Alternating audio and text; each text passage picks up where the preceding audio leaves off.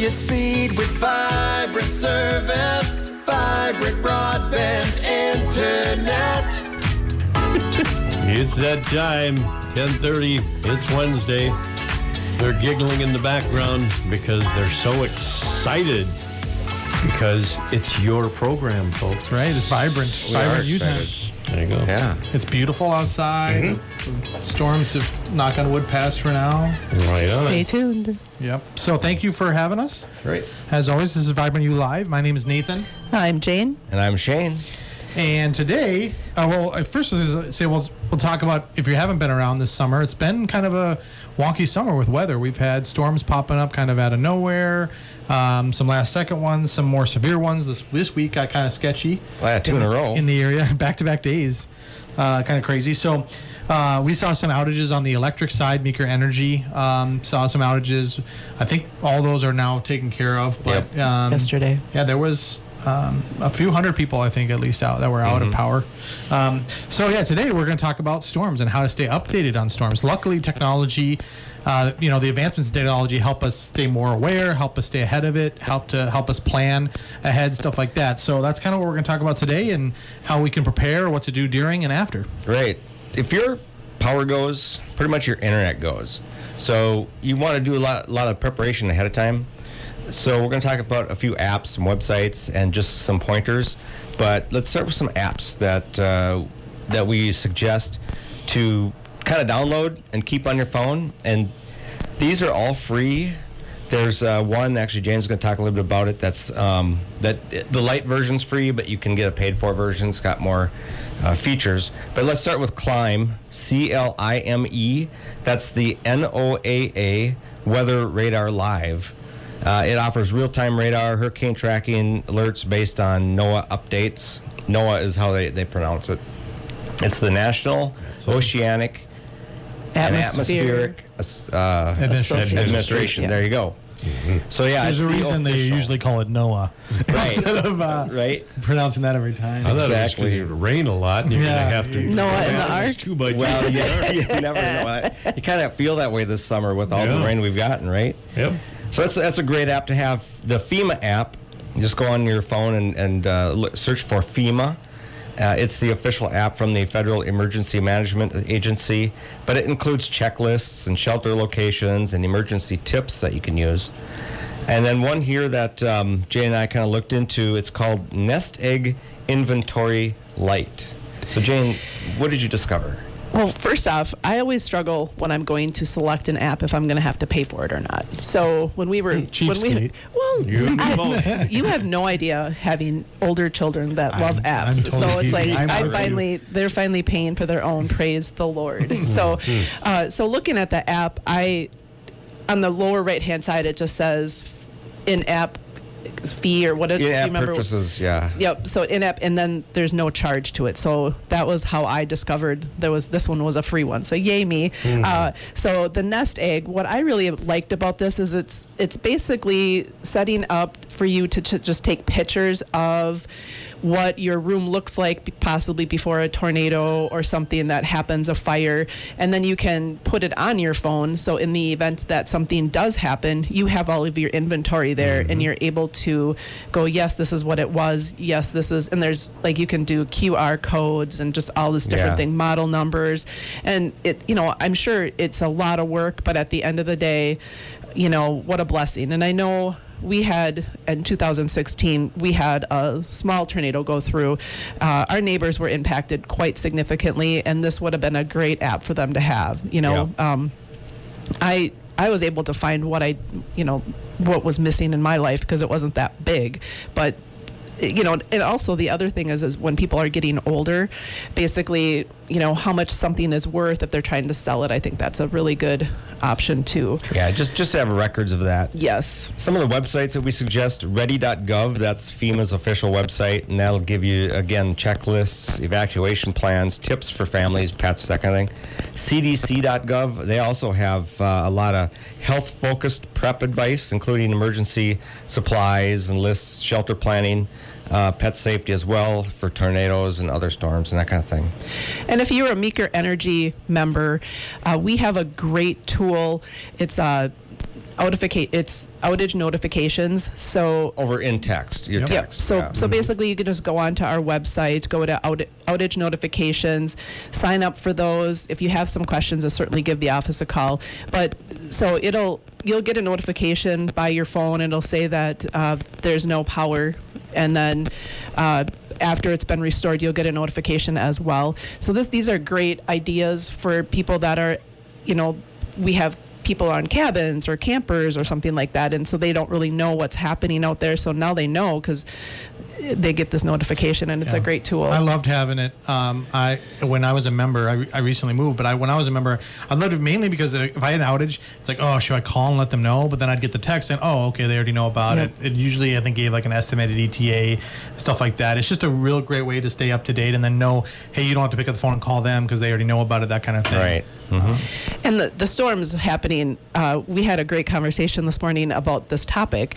And so Michelle, one of our account specialists, she is like a planning queen for this. And it's a great idea because this is what we're talking about. So first off, she packs a bag. When she knows that there's going to be some significant storms, she packs a bag for a couple of days.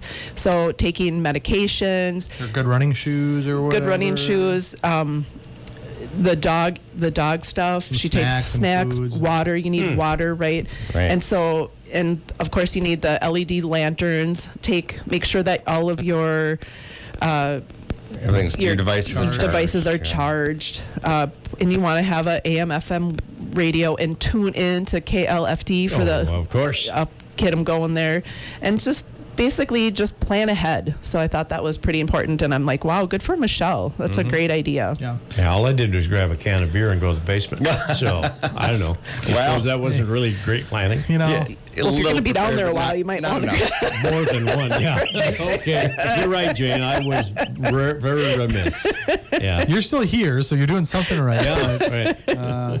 So yeah, during the storm, like Jane mentioned, grab your portable radio if you still have one. It's a good investment because your smartphone is great, but your smartphone has limited power, and honestly, your smartphone may not have access to the internet if your local internet's down and then your cell phone tower's down. I mean, and the local our portable radio is going to be probably the most reliable way to stay connected with if everything kind of shuts down. And KLFD will keep us, especially here in the Litchfield area, the most up to date with what's going on in the area. So that's a great idea. Some other apps that you can use during a storm, if you do have a smartphone and you still have internet or you still have a connection, Storm Shield is a popular one. They'll send you voice and text alerts for weather-related stuff in your area. WeatherBug is really into very local information. So if you were looking at specifics for an area, WeatherBug's a really good tool. Emergency alerts through the American Red Cross is awesome. They actually have an app that works offline, and it does some cool stuff. One thing I saw on there, it does like you can set it to do like a flashlight or a strobe effect on your smartphone.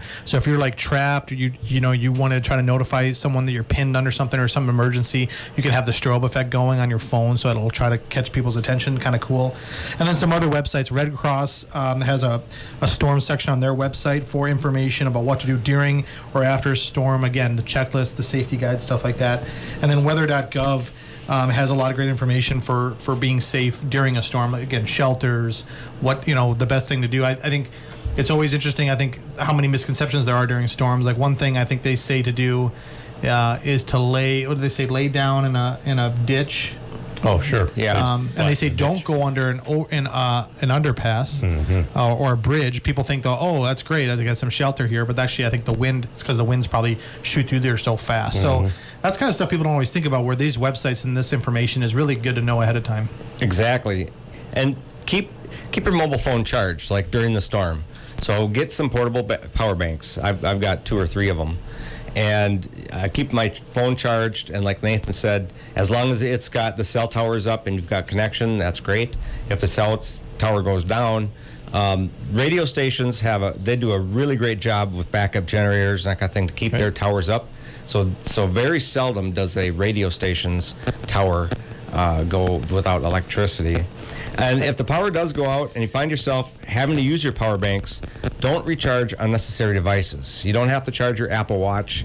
You don't have to charge your Game Boy or your Nintendo, right? Things like that, because those they're not going to save you. They're not an emergency thing, right? Make sure your cell phone, your radio, those kinds of things, flashlights, those are the things you want to keep charged. The other thing that I noticed is during the storms this week, my Apple Watch was going off, my phone was going off, and so I was wondering how did that all happen. So I ended up going into my settings under notifications, and I did notice that my critical alerts are turned on. So that's really important. So make sure you check your phone to make sure that your critical alerts are on, and that way you're getting the most updated information. They should be on by default, but I know I'm definitely I used to work in the cell phone industry. I would help people all the time that turn them off thinking that they weren't important, but they can be very, very crucial. Right. Yep. So after the storm, what do? Well, considering we are such a small town and family always comes first and our neighbors are always important to us, we just jump in and help everybody. It's really important to make sure that you're safe doing that. So first off, make sure that the power lines, they might be down in the yard or on the highway, so pay attention to that. Don't go near those. That we have to definitely de-energize that before that happens. So stay away from all of that. And if you do have your mobile phone and it has power, make sure you connect it. And again, look at the outages of Meeker Energy to see if there is more outages in that area. The other part about this too is if, when our tornado went through back in 2016, there was glass everywhere. So it's really important to stay and make sure you have proper shoes on and you're handling things well, because you just don't want to get cut with all of that glass that's going on. Right. Yep. So other safety tips, Jane mentioned it once already, but we can't emphasize it enough, is stay away from damaged or downed power lines. I know I was talking to Al Reisman, one of our lineman foremen, and I think this was last year. And he said it never fails that people just don't think about it. I think people think if it's downed or cut or damaged that it's already like offline, and they're signing. They said they showed up to a house and the guy was cutting up a tree that was like leaning on the down line, and it's like he's so lucky to be alive. That guy, people just don't take it seriously enough. If there's any downed lines, any damage to the electric facility or facilities, you got to just keep your distance. You got to stay away until you're notified that it's de-energized, like Jane said, or that the professionals are on, because this is a life or death thing. Something else I learned working at a power company, something I learned about is if you're in a car and there's any downed or damaged electricity in your area, they recommend staying in your car, because if you step out of your car and you're touching the car on the ground, that can be a big problem. So if your car is not on fire, or you're safe in your car at the time being, don't get out of your car until the professionals kind of show up on site and are taking care of the power. You're told you can leave. If you do have to leave, your car is on fire or something more serious like that, they recommend basically hopping out of your car so you're not touching the door and the ground at the same time, because that's creating you're conductive at that point or whatever. And if you need to get away, you kind of hop or take short little shuffly steps. If you're taking wide strides, that can be a problem as well. I don't know some of the reasons behind it. It's a little above my head, but yeah, if you notice that when birds sit on a wire, their feet are right next to each other and nothing happens to them. But if their feet are far apart, or a big bird lands on a wire, it creates an arc, and that's what happens. Yeah. So we're not telling you to hang from a Test it wire out. as long as your feet are closed, but if I want to see that. if an emergency happens, though, like I said, stay in your car. Do not go near down lines. Absolutely, do all that, because that can be extraordinarily dangerous. Exactly. So, and use caution during cleanup. Wear sturdy shoes, gloves. Like Jane mentioned, glass all over. Don't go out in your sandals or stocking feet. The grass might have been good before, but it's not good anymore. Long sleeves when handling debris. Watch for nails, broken glass, like we said, unstable structures, and then use flashlights instead of candles, because candles are a fire hazard. I know in the old days, back when I was young, we'd always have candles. My mom would get the candles out when the electricity went out, and now with modern day flashlights and LEDs, they just don't use much power. I just get one of those lanterns, like a camping lantern. That's all the light you need. And then protect your health. Don't drink the tap water unless officials say it's okay. Toss out spoiled food. Your refrigerator's been down for a couple days. Check everything. Things like that. The other part of it is, I never really talked about this, but during the 2016, when we were in that tornado, the sirens went off. And I think probably for the first 2 years after that, those tests on the first Wednesday of every month, that was causing me stress and anxiety. And I never really shared how nervous I really was about that tornado in front of my kids. And so mental health is really important. And how I got through it is just kind of talked about it to people. And if you really feel that you need to talk to somebody, certainly reach out to some professionals and get the help that you need, because this is your mental health, plus it's your home and your where you live and your family, and it's all really important to you. So just make sure you're taking care of it, and then do some homework. Just make sure you're ready for storm prep. Utilize YouTube videos, any information that we had here. Some of the websites we talked about. Yep. Yeah, so again, stay safe out there. We're probably not done with the year it's been. We'll probably get some more storms coming through. But this is just some technology you can utilize to be prepared, what to do during and after, and stuff like that. So another thing we wanted to highlight is it's fair season. We were just talking about that before the show started, but the Meeker County Fair starts tomorrow, and we will be out there. We have a booth, a Meeker Energy and Vibrant booth. So we have the corner of the booth. We could stop in and talk about our Vibrant internet options, ask questions about streaming. We have some of our energy management people out there to talk about water heaters and how to be on what's the word I'm looking for?